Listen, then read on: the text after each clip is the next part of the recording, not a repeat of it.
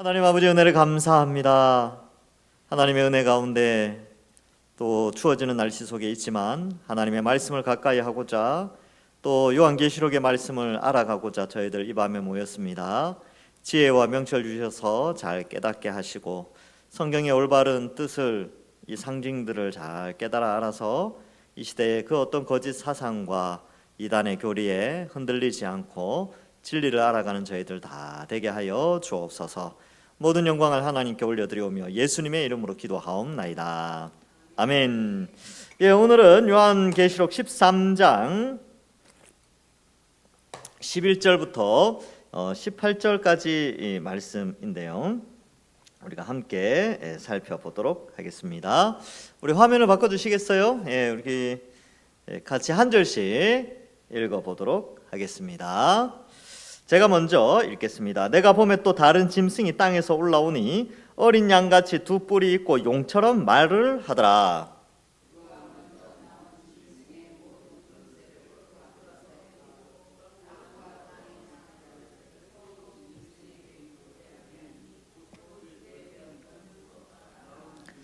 큰 이적을 행하되 심지어 사람들 앞에서 불이 하늘로부터 땅에 내려오게 하고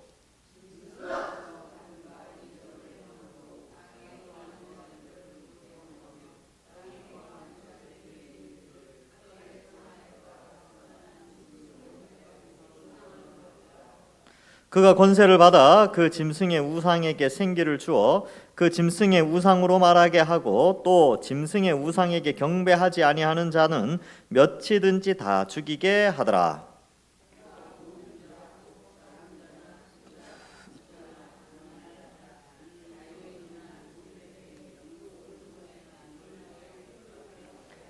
누구든지 이 표를 가진 자 외에 매매를 못하게 하니 이 표는 곧 짐승의 이름이나 그 이름의 수라. 지혜가 여기 있으니 총명한 자는 그 짐승의 수를 세어보라. 그것은 사람의 수니 그의 수는 666이니라. 아멘.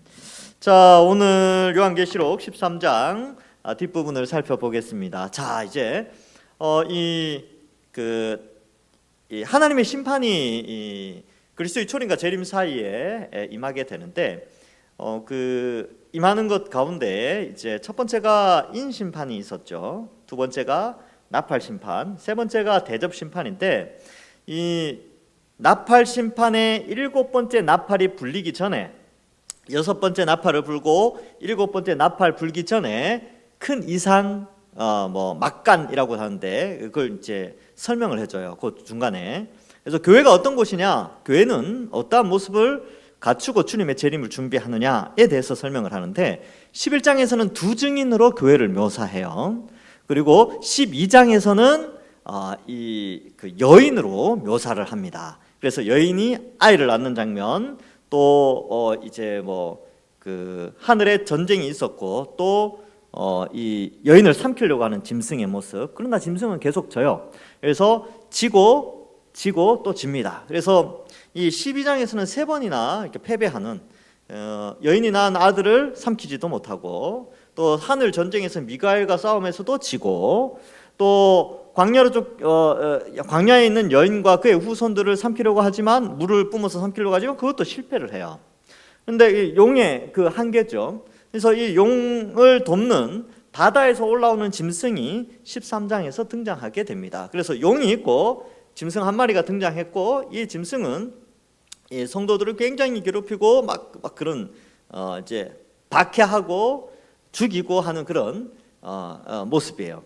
근데 이제 두 번째 땅에서 올라오는 짐승이 오늘 읽은 본문 말씀에서 나온단 말이지요. 자, 이 짐승은 이 땅에서 올라오니 여기 보면 어린 양같이 두 뿔이 있다 이렇게 기록하고 있습니다. 여러분, 어린 양이라고 쓰여질 때는 이거 누구를 의미합니까? 예수님이죠. 근데 어린 양같이 두 뿔이 있다라고 한 걸로 봐서 예수님 흉내내는 사람이에요. 그러니까 앞에 첫 번째 짐승도 죽었다가 다시 살아났거든요. 근데 얘도 어린 양처럼 행동한다는 거죠. 아주 순결하게, 착하게, 또 매력 있게 사람들에게 다가간다는 것입니다. 그런데 그의 말은 용처럼 말을 하게 되지요. 그래서 땅에 올라왔다 이런 표현들을 보면 이 이제 올라온 짐승은 이제 거짓 선지자, 뭐 이렇게 써놓으시면 돼요. 땅에서 올라온 짐승, 땅 뭐 이렇게 되는데 이거는 이제 거짓 선지자. 또 뭐 거짓 교훈 뭐 이렇게 표현해도 되는데, 여러분 나눠드린 그 프린트물에 보시면 11절에 보면 요한계시록 19장 20절 참고 그 문구가 나와요. 거기에 이렇게 기록되어 있죠. 짐승이 잡히고 그 앞에서 표적을 행하던 거짓 선지자도 함께 잡혔으니, 이렇게 되어 있죠. 자, 짐승이 잡히고 그 앞에 표적을, 거짓 선지자가 잡혔으니 이는 짐승의 표를 받고 그의 우상에게 경배하던 자들을 표적으로 미혹하는 자라, 이렇게 되어 있잖아요.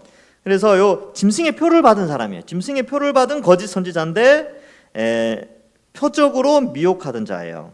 그래서 짐승과 거짓 선지자, 요 이제 뭐 유황불에 던져지는 그런 장면이 나오게 됩니다. 그래서 어린 양과 두 뿔을 가지고 용처럼 말하는데, 얘네들이 이 짐승이 거짓 선지자나 이런 거짓 교훈들을 통하여서 사람들을 이제 괴롭히게 되는 것이죠. 그래서 핸드릭슨이라는 아주 옛날 신학자는요, 첫 번째 짐승, 용이 있고 첫 번째 짐승, 두 번째 짐승이 올라오는데, 첫 번째 짐승은 바깥에서 이제 핍박, 박해, 뭐 물리적인 박해 있잖아요. 괴롭게 하고 막 그런 거고, 이 두 번째 짐승은 이단, 그 다음에 거짓 교리, 그리고 사람들을 타락하게 하는, 사람들의 탐심을 자극하게 하는, 그렇게 해서 신앙을 버리게 하는 그런 짐승의 역할을 한다, 이렇게 해석을 합니다. 저는 괜찮은 해석이라고 봐요. 그래서 여러분, 우리가 신앙을 잃는데 잘 보세요. 신앙을 잃는 두 가지 통로.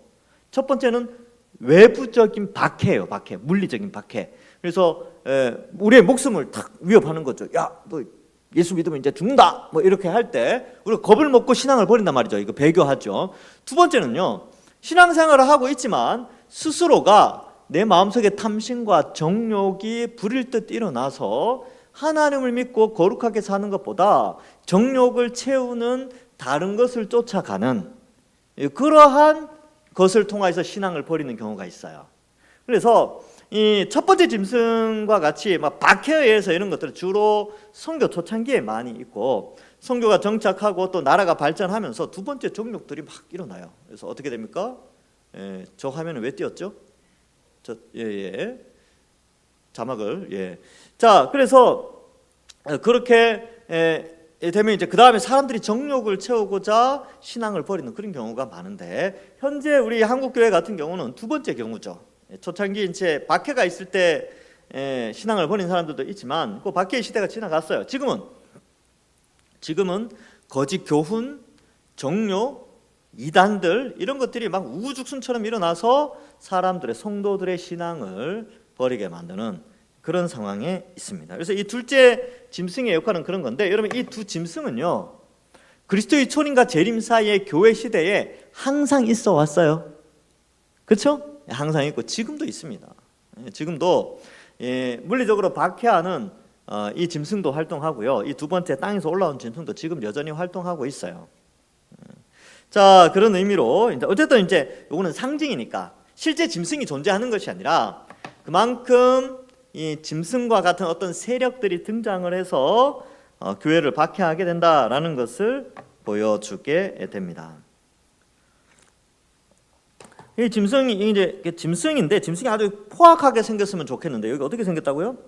어린 양 같이 생겼어요. 아주 괜찮은 모습. 겉은 아주 괜찮은데 속은 마귀의 속성을 가진 그러한 형태라는 것이죠. 그래서 저는 이제 이단들 교주들 보면요, 처음에는 아주 다 좋게 시작했어요. 다 좋게 시작하다가 나중에 본색을 드러내고 뭐 이상하게 빠지는데, 그러한 모습들을 보면서 좀 예수님 흉내를 많이 내죠.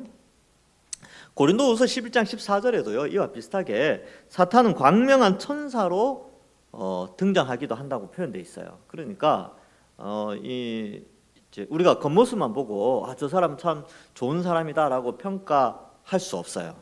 겉모습은 번드르르한데 입에서 나오는 말이 신앙을 버리게 하고 진리를 왜곡하고 이단 사상을 가르친다면 조심해야 됩니다. 자, 12절에 볼까요? 그가 먼저 나온 짐승, 첫 번째 짐승이죠. 먼저 나온 짐승의 모든 권세를 그 앞에서 행하고, 첫째 짐승과 같은 힘을 가지고 있어요. 그러니까 첫째 짐승이 있었는데 이제 그 바다에서 올라온 짐승하고 거의 동일한 권세를 가지죠. 모든 권세를 그 앞에서 행하게 됩니다. 그리고 땅과 땅에 사는 자들을 처음 짐승, 바다에서 올라온 짐승에게 경배하게 하니 곧 죽게 되었던 상처가 나은 자, 첫 번째 짐승을 이제 따라가게 만든다는 것이죠. 그래서 먼저 나온 짐승과 공조 체계를 갖추고 있게 됩니다. 공범이라는 거예요, 공범.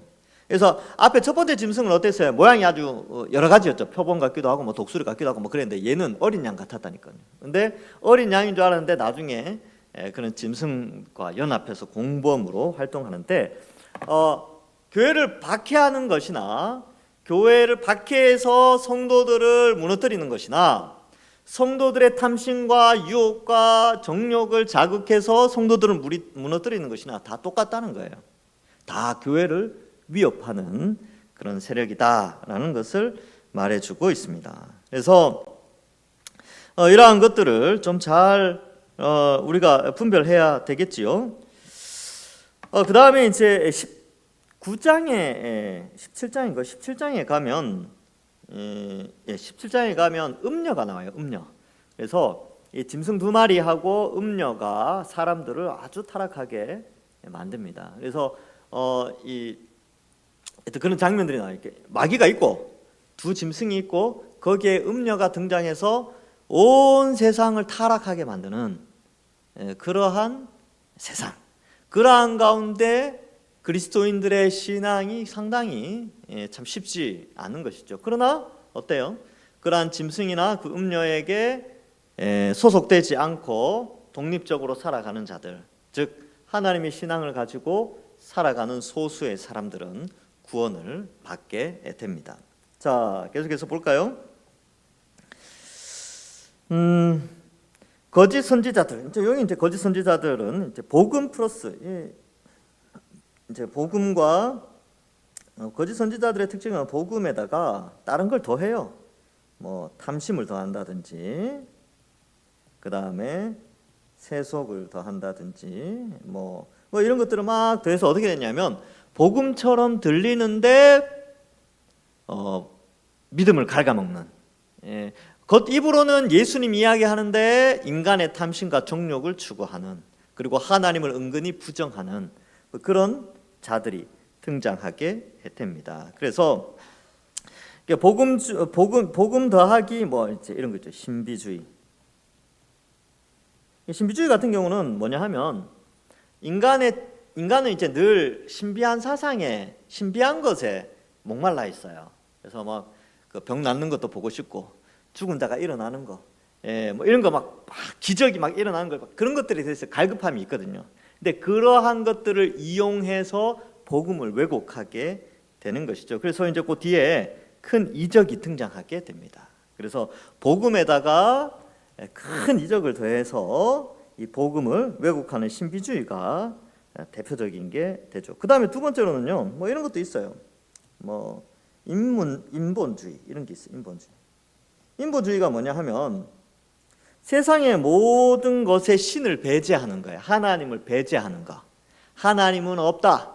이 세상의 역사, 흐름, 미래, 과거, 현재, 미래 모든 것에는 하나님의 개입이라는 것은 없었다라고 주장하는 것이 인본주의입니다. 그러면 누가 이 역사를 이끌어오고 지구의 이 땅에 사람을 이끌어가냐? 사람이 그 역할을 감당한다. 사람이 중요하다.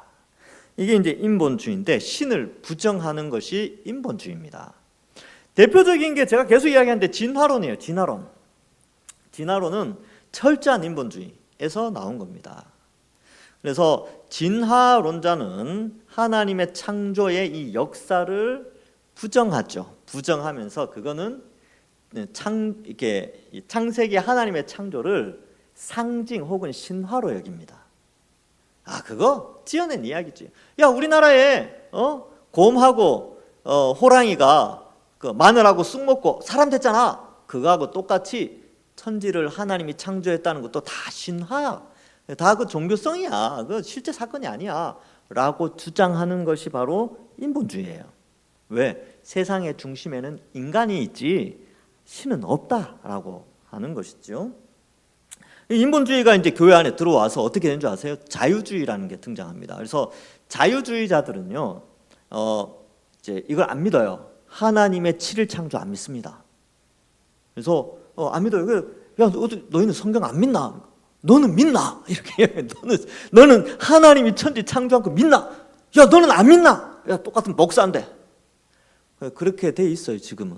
그러니까 얼마나 시대가 가짜가 판을 치는지 몰라요. 그래서 어떤 목사님이 미국 가서 유학 가가지고 공부하는데 그 이제 한국에서 이렇게 와가지고 이제 성경을 공부하는데 이거는 모세가 썼다니까. 야, 니 그 모세 쓰는 거 믿나?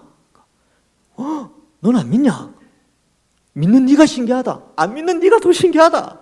지네들끼리 학교에서 막 그러고 있대요. 왜냐하면 인본주의가 신학교까지 들어가서 성경을 인간이 판단을 해서 이렇게 하는 거예요.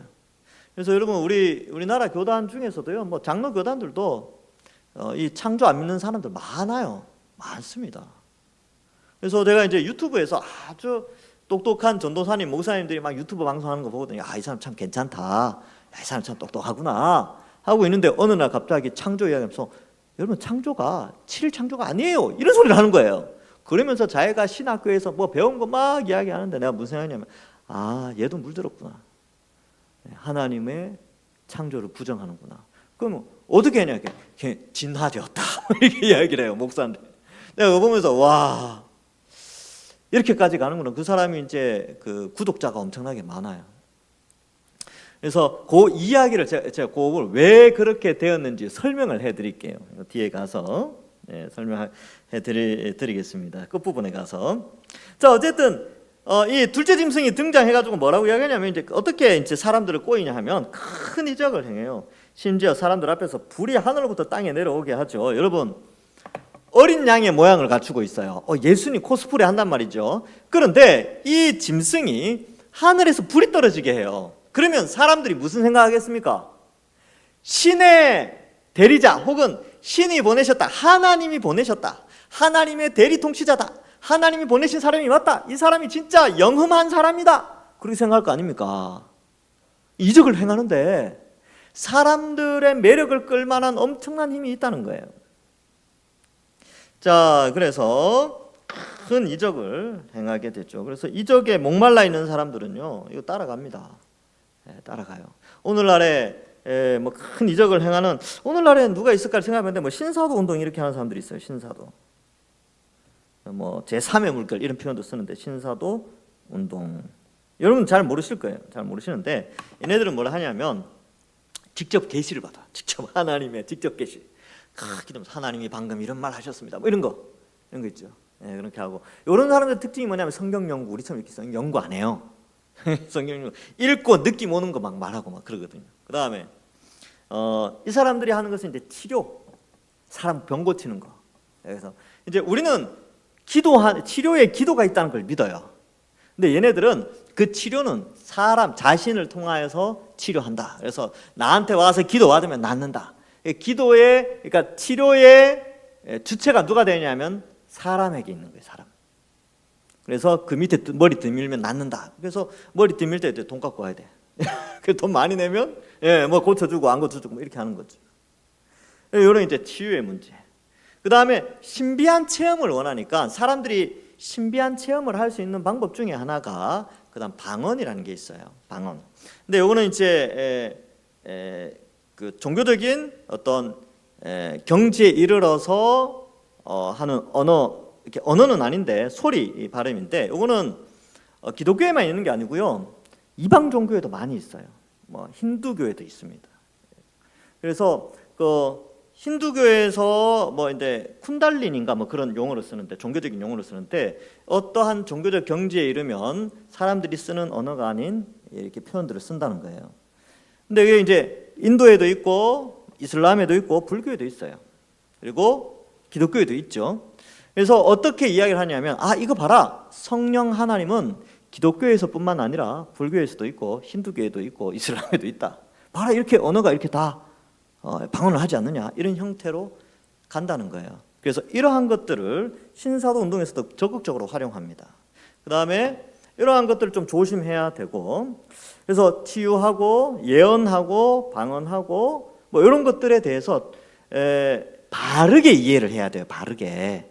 그러니까 초대교회에서는 그 복음을 전파하라고 제2 외국어로 방언이라는 걸 주셨죠. 그 다음에 그것이 어떠한 유익이 있다면 그냥 성경에서는 그냥 집에서 혼자 하면 돼요. 그러니까 교회에서 공적인 자리에서 안 하면 됩니다. 그래서 혼자 할 수 있으면 혼자 하면 되고. 근데 이 신사도 운동에서는 뭐라고 이야기하냐면 성령 충만이 방언을 하는 것은 성령 충만의 증거다 이렇게 또 표현을 해버려요. 그러니까 그것도 성경에 또 맞지 않아요. 그래서 성령 충만의 증거였다면 바울은 적극적으로 하라고 그랬겠죠. 공적인 자리에서도. 근데 그렇게 하지 않는 거죠. 치유도 마찬가지입니다. 그래서 여러분들 옛날에 그런 거 많이 있었어요. 기도원 가서 기도 받는 거. 그럼 병 낫는다. 그래서 병 더 키운 사람들이 얼마나 많았습니까? 그런 사람들. 지금도 사기꾼들이 판을 치고 있죠. 이런 것들 조심해야 되고. 그러면 치료하는 기도는 없습니까? 있죠. 성경은 뭐라고 돼 있어요? 장로들을 불러서 기도받고 기도하고 기름을 바르라. 기름이 그 당시에는 그게 치료 행위였거든요. 그러니까 기도받고 병원 가서 치료하고 약 쓰고 그렇게 하라는 게 야고보서에 나오는 치료의 방법입니다. 근데 그런 것을 이용을 하는 거죠. 그런 것도 문제가 됩니다. 직접 계시받는 거 이건 이제 이단들이 다 하는, 이단 교주들 어떻게 해요? 계룡산 가서 계시받아서 종교 세우잖아요. 그래서 자기가 계시받으니까 자기가 예수인 줄 알고 내가 예수다. 성공한 사람들은 좀 괜찮아요. 통일교나 뭐 안산홍 하나님의 교회인지 뭐 거기 하고 뭐 이런 데들은 좀 성공한 케이스죠. 사람들이 많이 늘어났어요. 근데 실패한 케이스도 많아요. 뭐 자기가 예수라는 사람이 80명이 있다는데 전 세계적으로 수천 명이 있겠죠. 이게 이제 요즘은 이제 그 외국 방송이 이렇게 유튜브로 나오잖아요. 유튜브를 통해서 이제 유럽에 있는 나라들 그런 것들 나와요. 거기에 또 보면 뭐 스웨덴, 네덜란드 이런 데에도 예수라는 사람들이 등장해요. 그래서 다 예수라는 사람 등장해서 하는 이야기가 다 비슷해. 뭘 비슷하냐면 하나님이 내게 특별한 계시로 이 땅에 예수의 영이 내게 임해가지고 내가 이제 메시지를 전한다. 수천 명이에요. 다 예수래. 근데 성경은 어떻게 얘기해요? 예수님 오실 때는 구름 타고 다시 오신다 그랬죠. 영광스럽게 오시고 모든 사람이 눈에 볼 수 있게 옵니다. 산부인과에서 태어나지 않아요. 그 사람들은 다 병원에서 태어났어요. 이런 것들 큰 이적을 통하여서 사람들에게 막 기적을 일으키면서 거짓 진리로 끌어당기는 거예요. 그래서 그런 것 좀 조심해야 된다. 그래서 우리 교단에서는 이 신사도 운동을 금지시켰습니다. 이런 집회에 참석하지 않도록 했어요. 그래서 그 사람들이 이제 예언 같은 거 많이 하거든요. 이제 제가 지난번에 늘푸른 교회 목사님 헌신 예배 드리러 오셨잖아요. 제가 늘푸른 교회에서 사역할 때 그 중학생 애하고 그 부모가 신사도 운동하는 집회에 갔다 온 거예요. 갔다 와가지고 하는 말이 한국에 대해서 예언을 했대요. 예언 내용이 뭐냐 그러니까 한국 교회가 기도하면 한국은 선진국이 되고 그래 기도 안 하면 망한다. 야 그건 나도 하겠다. 그 말은 나도 하겠다. 기도하면 살고 기도 안 하면 죽지. 그게 무슨 예언이냐? 그러네요. 그러고 또 뭐 그런 이 사람들 또 하는 이야기가 자기가 막 죽은 자를 살렸대. 아프리카에 가가지고 내가 몇백 명 살렸다 그러고. 여러분 그랬으면 뉴스에 난리 났겠죠. 다 거짓말쟁이들이에요. 사람들 미혹하죠. 그래서 이런 거 추구하는 거 조심해야 됩니다. 그래서 이런 것들은 진짜 조심해야 돼요. 그래서 복음에서 속히 떠나게 합니다. 자, 그래서 여기 있죠. 짐승 앞에서 이적을 행해요. 여기 뭐냐 하면 사람들을 끌어모은다는 거예요.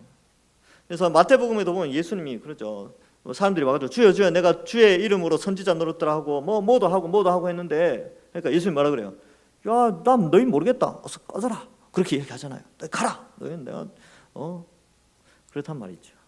그래서 이러한 이단 사상을 퍼뜨리거나 이런 것들은 정말 조심해야 된다. 그럼 우리는 어떻게 해야 되느냐? 여러분 제가 잘 들어보세요. 예언은 이미 다 기록되어 있어요. 성경에 있는 게 예언의 말씀이 있죠. 치료는 기도, 성도들의 기도를 통하여서 치료가 일어나요.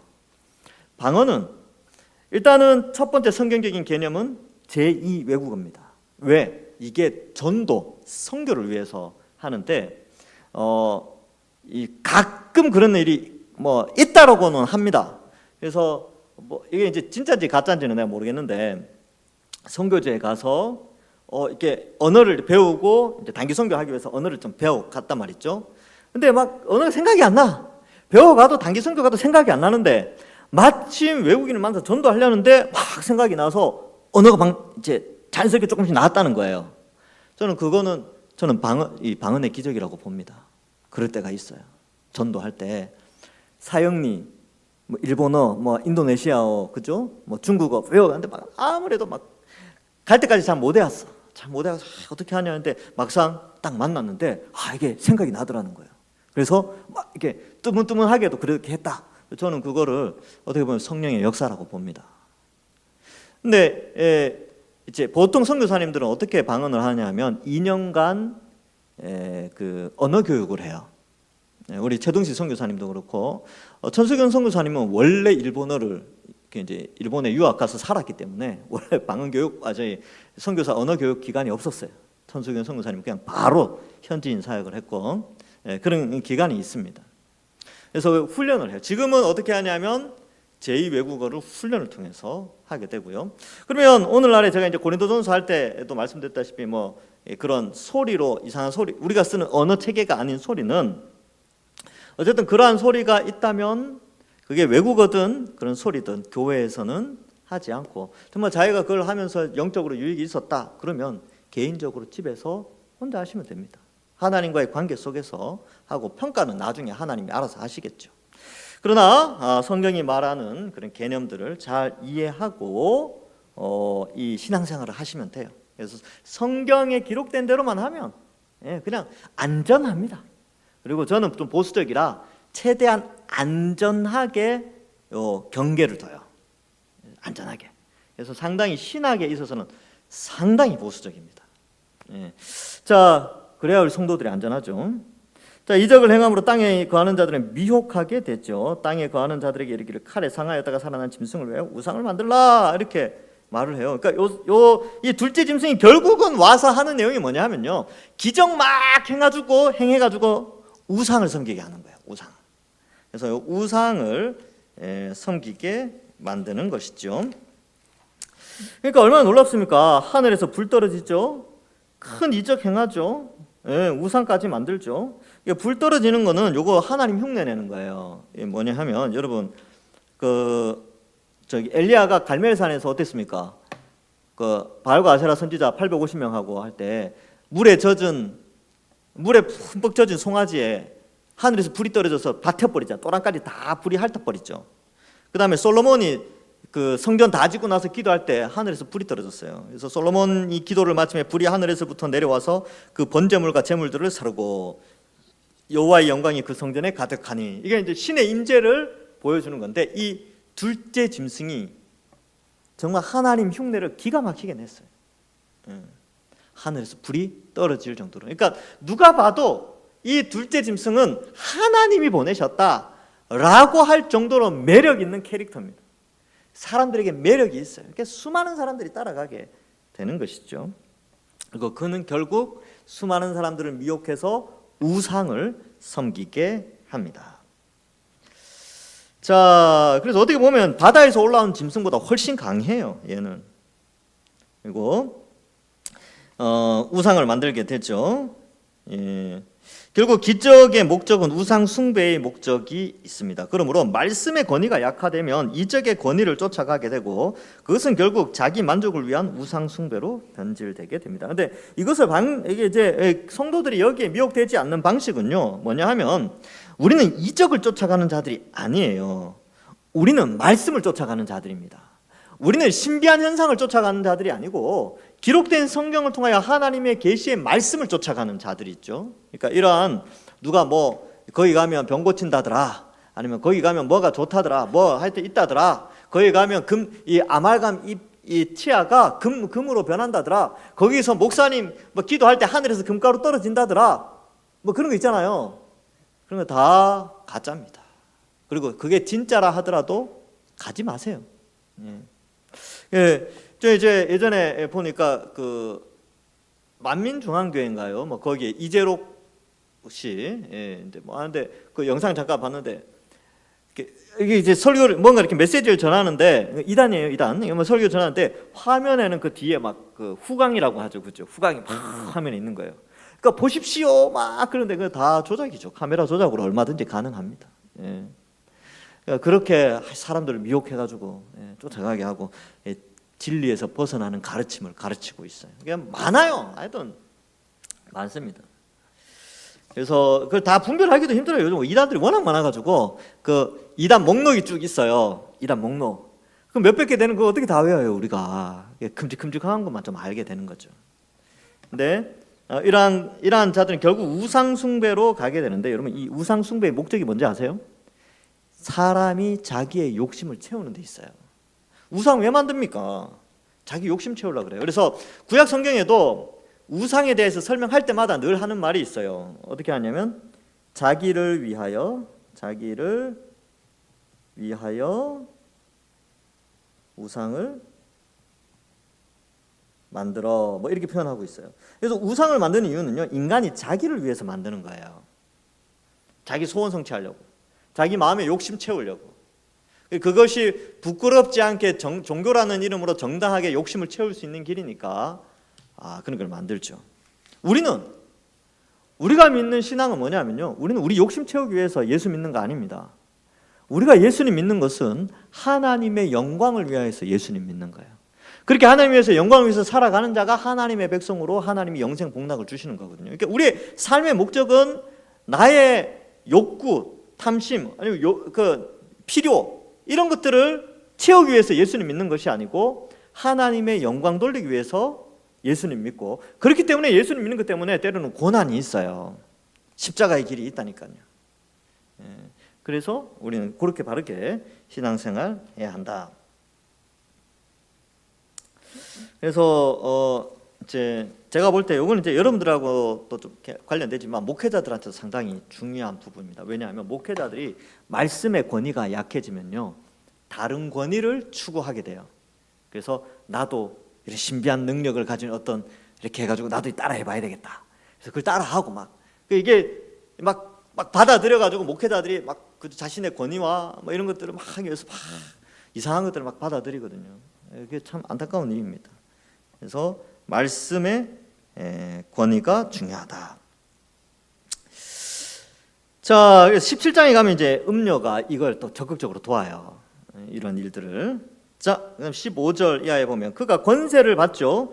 짐승의 우상에게 생기를 주어. 요 표현이 있죠. 여러분, 생기를 주어, 요거는 누가 주로 하신 행동이냐면 하나님이 하셨죠. 하나님이 흙을 빚어서 그 코에 생기를 불어 넣었죠. 그래서 누가 됩니까? 아담이 되잖아요. 사람이 되잖아요. 그 다음에 에스겔서에 보면 에스겔 골짜기에 마른 뼈들이 막 흩어져 있었어요. 근데 마른 뼈들이 생기야 불어와서 뭐 이렇게 살아나라 그러니까 어때요? 뼈들이 막 조합돼가지고 근육이 생기고 막, 그죠? 나중에 어떻게 됩니까? 큰 군대가 되죠.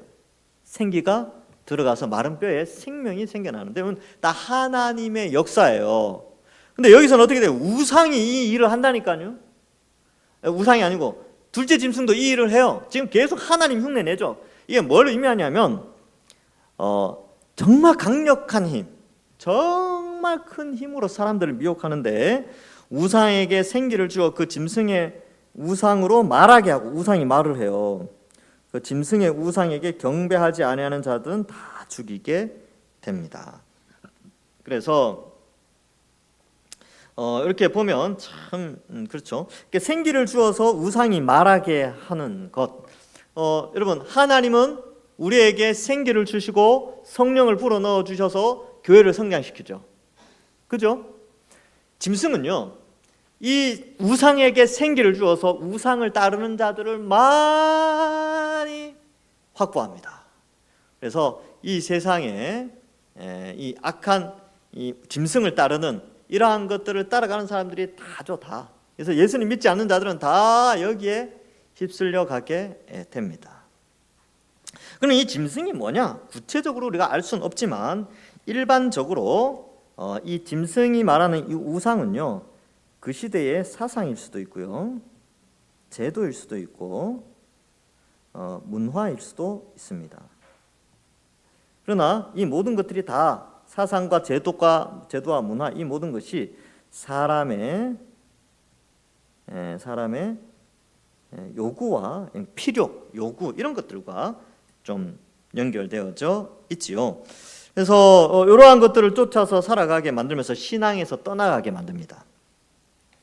그래서 이 제도일 때는 어때요? 이렇게 국가나 이런 것들을 통해서 사람들이 막 죽게 하기도 하지만, 사상일 때는 정신적으로 상당히 괴롭히게 되는 것이죠. 그래서 순교도 하지만 타락도 해요.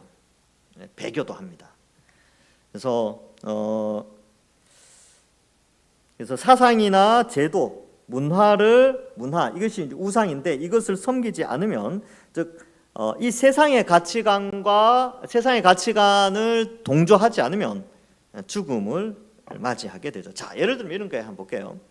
그러면 이 세상에 있는 우상 하면, 지금은 자본주의 사회예요. 원래 옛날에 신분 제도가 있을 때는, 여러분 우리가 노비였을 때 부자가 될 수 있을까요? 내가 노비다. 나의 꿈은 이제 부자가 되는 것. 불가능합니다. 그죠? 이게 이제 봉건제도, 신분제도가 있을 때는 그게 불가능한데, 지금은 그게 다 없어졌죠. 지금은 누구나 부자가 될 수 있는 시대. 그런데 이 땅에 존재하는 부는요, 한정돼 있어요. 그래서 누군가는 부가 될 수 있지만 누군가는 가난하게 살 수밖에 없는 그런 구조로 되어 있단 말이죠. 그런데 이 자본주의 사회가 되면서 누구나 이 부를 추구하면서 사람들의 마음속에 정욕과 욕심이 생겨나서 그것을 따라가게 되는 것, 이걸 자본주의로 말미암은 물질 숭배 세상으로 이제 발전하게 됩니다. 그래서 이 물질 숭배와 관련된 사상들, 철학적 논리들, 체계들이 이제 이 사회에 형성돼 있어요. 우리가 모르는 사이에 그런 게 형성돼 있고, 그런 것들이 영화나 드라마나 우리 주변에 있는 사람들과의 대화 속에서 다 나타나요. 그래서 여러분, TV 드라마에서 행복한 사람 누굽니까? 돈 많은 사람들. 그죠? 그리고 그러한 결혼의 기준, 다 돈과 관련돼 있죠. 그리고 뭐가 있을까요? 그다음에 하여튼 그런 것들. 그러니까 이러한 이 시대, 이 자본주의 사회에 사람들이 돈을 숭배하면서 살아가는 그러한 시대에, 여러분 그리스도인들이 세상 가운데서 돈이 전부가 아니고 하나님께 영광 돌려야 된다. 돈은 하나님이 주신 것이고 그 돈을 통해서 하나님께 영광 돌리고 귀한 데 쓰고 해야 된다. 그러면 세상 사람들이 놀려요. 우리를 정신적으로 박해합니다. 그게 이제 가정 안에 있으면 가정이 힘들어요. 맨날 싸웁니다. 자식하고 부모하고 싸우고요. 남편하고 아내하고 싸우고. 저는 그거 다 보고 자랐습니다. 어머니가 먼저 예수님 믿고 아버지는 나중에 믿었는데, 그 아버지가 예수 믿을 때까지 돈 때문에 싸우는 거 하도 많이 봐가지고, 아버지는 엄마 보고 돈 교회 다 갖다 준다 그러고 그랬어요. 저 그때 보고 엄마 11조 하는 날은 이제 싸운 날이야. 그러고 살았습니다. 그러니까 이러한 이 세상의 가치관과 그리스도인의 가치관이 달라요. 그러니까 박해를 당하는 거야. 우리는 늘 소수니까. 그리고 부끄러움을 당해요. 그렇게 되어 있습니다. 그래서 어때요? 육체적으로 죽이는 것은 박해 이런 거지만, 실제적으로 삶 속에서 많이 우리를 좀 이렇게 부끄럽게 만들고 그렇게 하는 것이죠. 그래서 어떻게 됩니까? 그가 모든 자, 곧 작은 자나 큰 자나 부자나 가난한 자나 자유인이나 신분이죠. 오른손 이마에 표를 받게 합니다. 자, 여기서 이제 제가 설명해 드릴 게 있는데, 여러분 오른손이나 이마는요, 그 사람의 명예나 신분을 표현해 주는 방식입니다. 그래서 이마에 왕관을 쓴다든지 모자를 어떤 걸 쓴다든지 아니면 손에 뭔가를 한다든지, 이런 것은 그 사람의 신분이나 명예, 힘 이런 것들을 좀 보여주는 거고요. 또 그 다음으로는 누구의 소유인가도 밝혀줍니다. 그래서 이 표라는 것은요, 소유권을 의미해요. 소유권. 자, 소유를 의미한다. 누구의 소유가 될 것이냐라는 것인데, 봅시다. 요게 지금 16절, 18절 다 되어져 있는데, 여러분들 그 18절에 보면 18절 관련 구절에 보시면 이르되 우리가 우리 하나님의 종들의 이마에 인치기까지 이렇게 돼 있죠. 지금 여기에는 하나님의 종들의 이마에 도장, 인친다는 게 도장 찍는 거거든요. 이 장면이 하나 나오고 여기에서는 짐승을 따르는 사람들의 이마와 손목에 표를 받게 하죠. 그러면 전 세계 사람들은 두 부류로 나눠져요. 짐승의 표를 받는 사람과 하나님의 도장을 받는 사람으로 나눠지게 됩니다. 자, 그래서 이 오른손과 이마에 표를 받는다는 것과 하나님의 백성들의 이마에 도장을 찍는 것이 대조를 이루고 있어요, 지금. 자, 그렇다면 지금 여러분 그 18장 관련 구절 9장 4절에도 보면 그들에게 이르시되 땅에 풀이나 푸른 것이나 각종 수목은 해하지 말고 오직 이마에 하나님의 인침을 받지 아니한 자들만 해하라. 천사가 심판을 내리는데 여기서 이제 반대죠. 이 13장에서는 이 표를 인간의 표, 짐승의 표를 받지 않은 사람들, 즉 예수 믿는 사람들을 죽이잖아요. 그런데 9장에서는 어떻게 되어 있냐면 예수 안 믿는 사람들이 하나님의 인을 받지 못했기 때문에 천사들을 통해서 심판받아 죽는 거예요. 반대죠. 그래서 이런 것들 14장 9절 10절에도 보면 계시록 14장 9절에 보면 또 다른 천사 곧 셋째가 그 뒤를 따라 큰 음성으로 이르되 만일 누구든지 짐승과 그의 우상에게 경배하고 이마에나 손에 표를 받으면 그도 하나님의 진노의 포도주를 마신다. 그래서 그렇게 돼 있죠. 그래서 그들은 불과 유황으로 고난을 받는다. 20장 4절에도 보시면 거기 그렇게 돼 있어요. 그 뒷부분에 보면 밑에서 둘째 줄 짐승과 그의 우상에게 경배하지 아니하고 그들의 이마와 손에 그 표를 받지 아니한 자들은 살아서 그리스도와 더불어 1000년 동안 왕노릇한다. 이렇게 돼 있단 말이죠. 자, 그러면 여기에서는 이제 표를 받는다는 게 상징이에요. 상징. 그렇죠? 왜 상징이냐 하면 이게 누구 소유냐라는 표라는 거예요. 하나님 소유는 하나님이 그 이마에 도장을 찍어요. 하나님을 믿지 않고 하나님을 거부하고 짐승을 따르는 자들은 그들의 이마와 오른손에 표를 받습니다. 근데 이게 눈에 보입니까? 안 보입니까? 안 보이죠? 그래서 안 보이기 때문에 이러한 여기 나오는 표현들을 다 상징으로 해석을 하죠. 그죠? 자, 그럼 여기서 중요한 거 하나 알려드립니다. 여러분, 상징을 문자로 해석하는 것을 문자주의라 그래요. 자, 뭐냐 하면 상징이라는 게 있어요. 상징을 문자 그대로 해석하는 것을 요거를 문자주의라 그래요. 문자주의. 이 사람들은 어떻게 생각하냐면 이 사람들 문자주의는 뭐냐면 우리나라 이제 신화죠.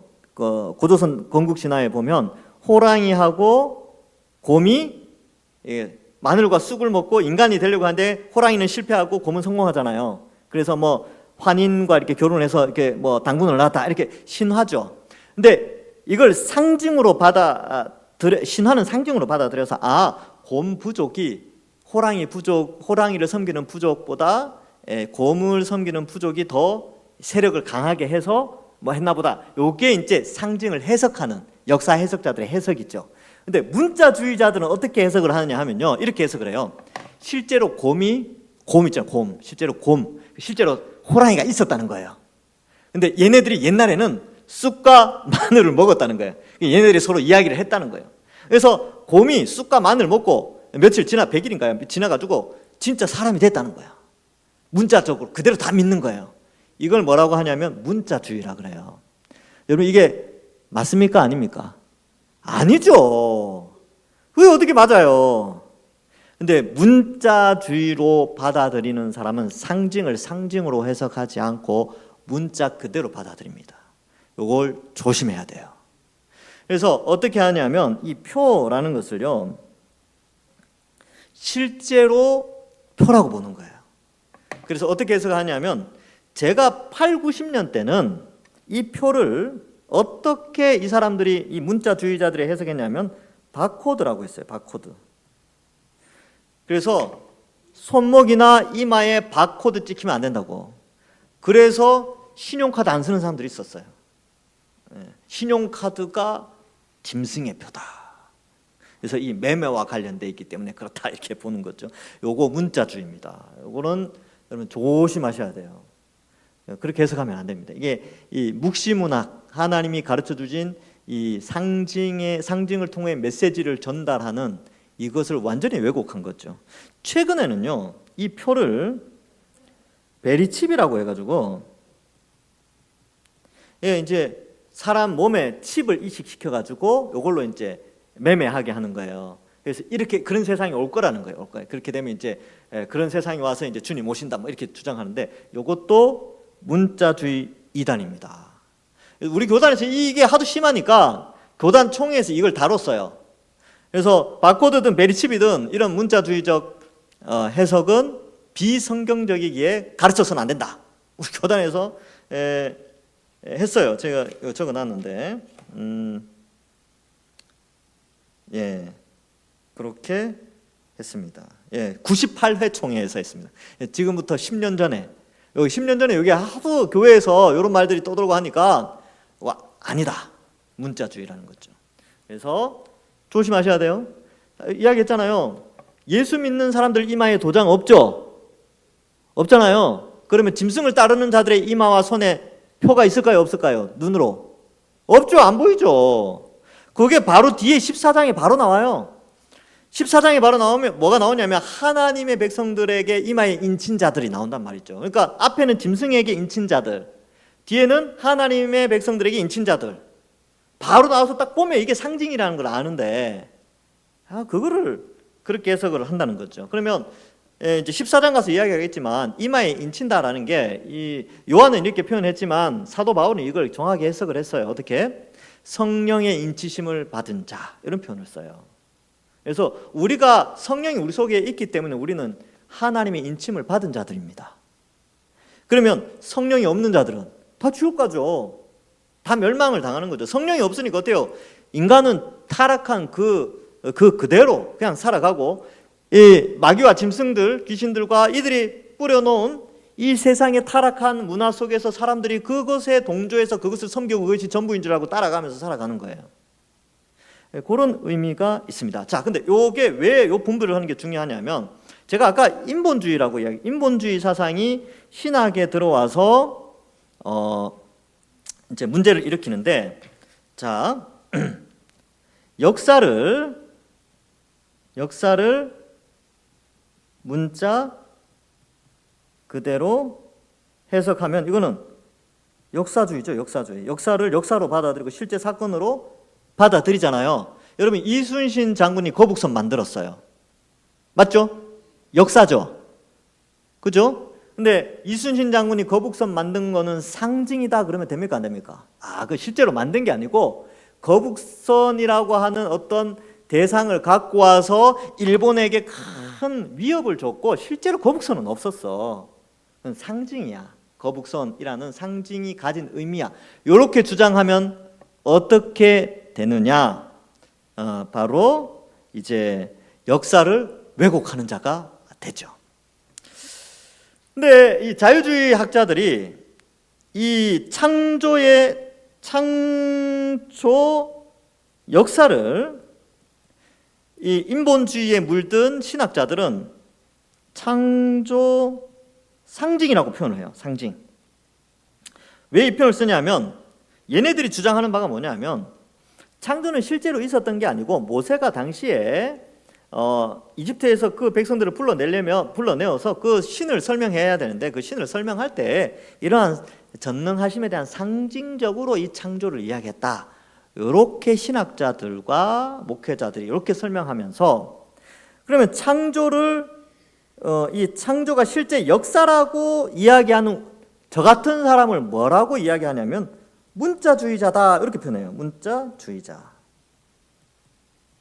자, 이게 이제 여기서 이제 오류가 발생하는 거죠. 자, 여기 잘 들어보세요. 제가 요즘 이렇게 주장하는 자들이 좀 있어가지고 제가 설명해 드리는 거예요.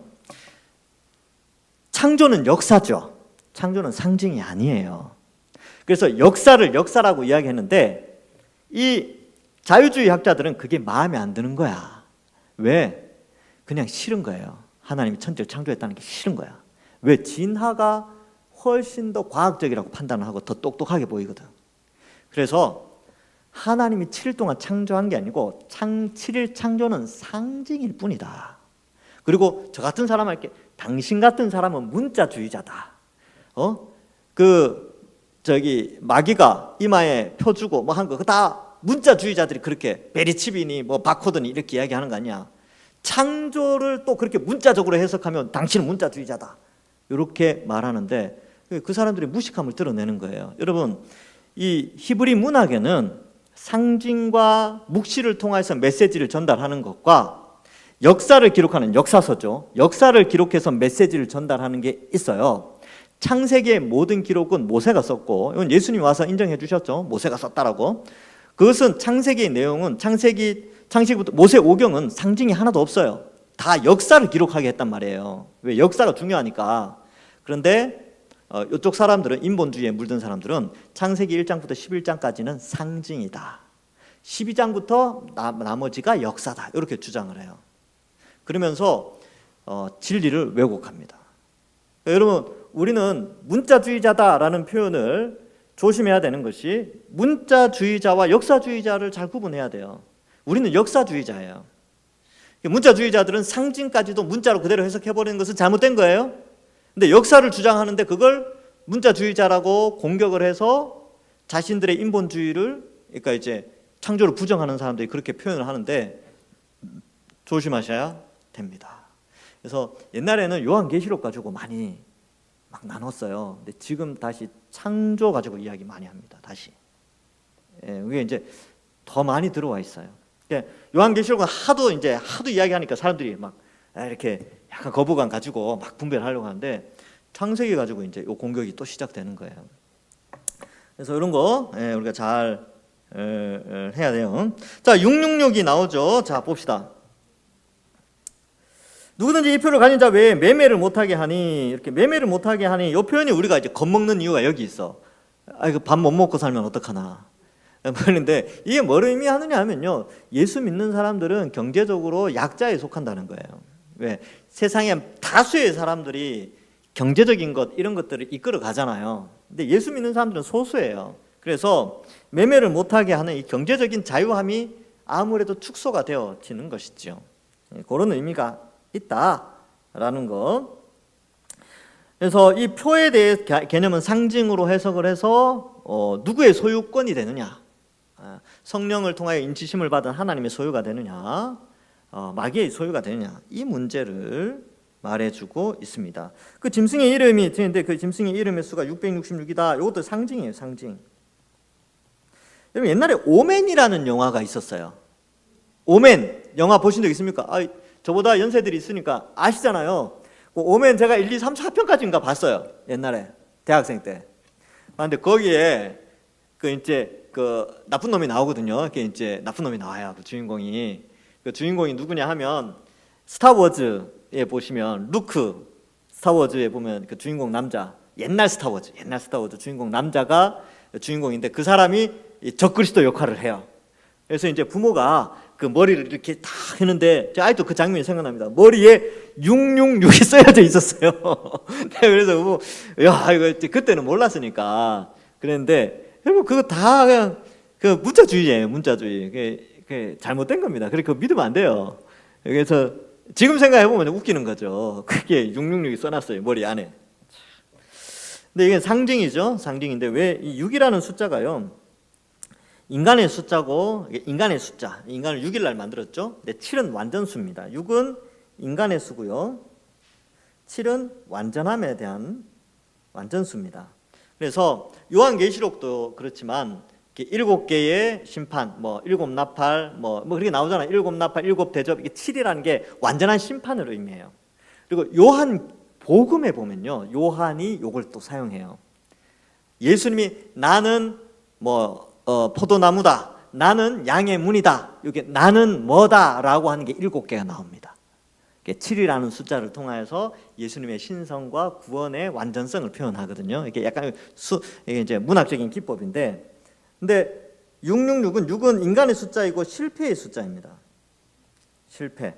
그래서 실패의 실패와 실패를 거듭하는 거죠. 요게 앞에 나왔던 12장에 나오죠. 12장에 세 번의 패배를 해요. 그 여자가 아이를 낳는데 해치려고 하지만 못 해치잖아요. 실패하죠. 천상에서 미가엘과 전쟁해서 어떻게 됩니까? 또 실패를 해요.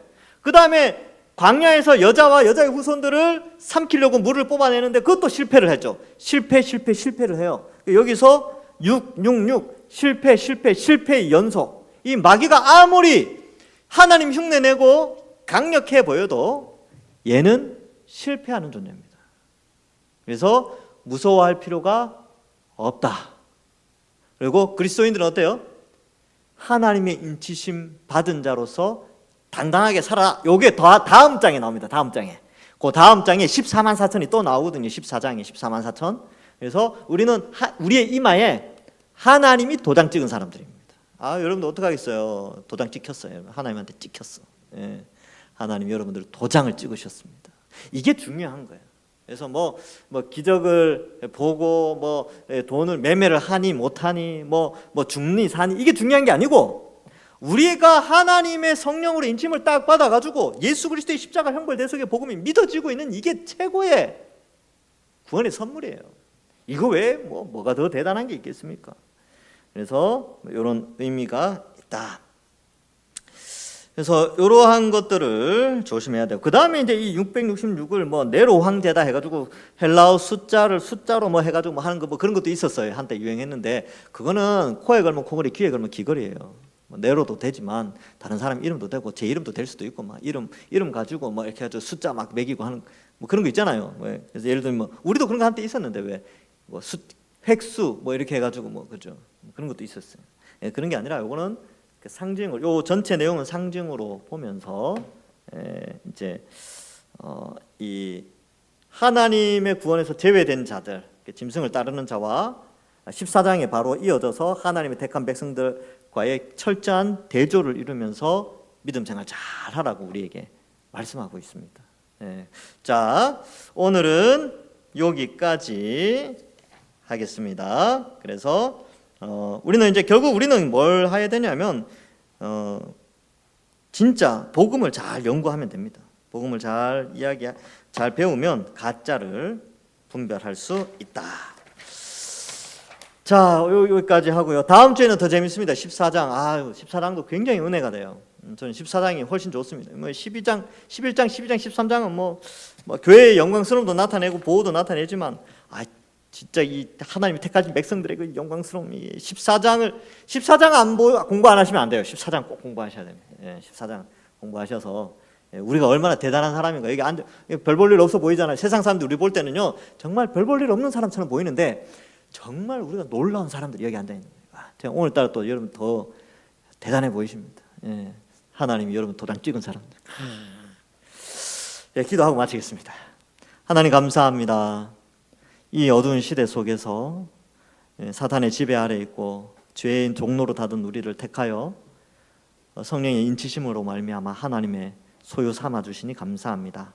이 세상은 점점 타락해져 가고 또 사람들은 더 하나님을 멀리하지만 우리는 더욱더 하나님 가까이 하면서 진리 말씀을 올바르게 배우고 이해하여서 우리가 가진 신앙 흔들리지 않고 믿음 생활 잘하는 우리들 되게 하여 주시옵소서. 모든 영광을 하나님께 올려드리옵고 또 돌아가는 발길도 안전하게 지켜주실 줄 믿사옵고 예수님의 이름으로 기도하옵나이다. 아멘. 수고하셨습니다.